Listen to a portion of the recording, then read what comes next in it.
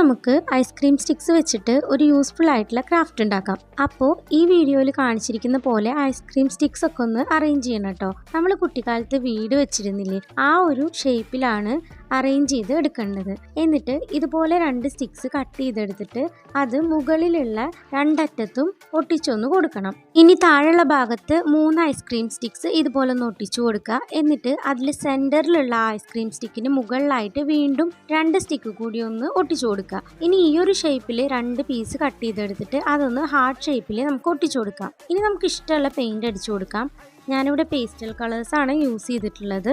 ഞാനിവിടെ ആ സെൻറ്ററിൽ വെച്ചിട്ടുള്ള ഹാർട്ടിൽ ബ്രഷ് പെൻ വെച്ചിട്ട് റെഡ് കളർ കൊടുക്കുകയാണ് ചെയ്തിട്ടുള്ളത്. എക്സ്റ്റെൻഡ് ചെയ്തിട്ടുള്ള ആ പോർഷൻസ് ഒക്കെ കട്ട് ചെയ്തിട്ട് നോട്ടീസ് ബോർഡിൻ്റെ പിന്ന് വെച്ചിട്ടാണ് ഞാനിവിടെ കുത്തി കൊടുക്കുന്നത് കേട്ടോ. അപ്പോൾ സംഭവം എന്താണെന്ന് മനസ്സിലായില്ലേ? ഒരു അടിപൊളി കീ ഹോൾഡറാണ് ഉണ്ടാക്കിയിട്ടുള്ളത്.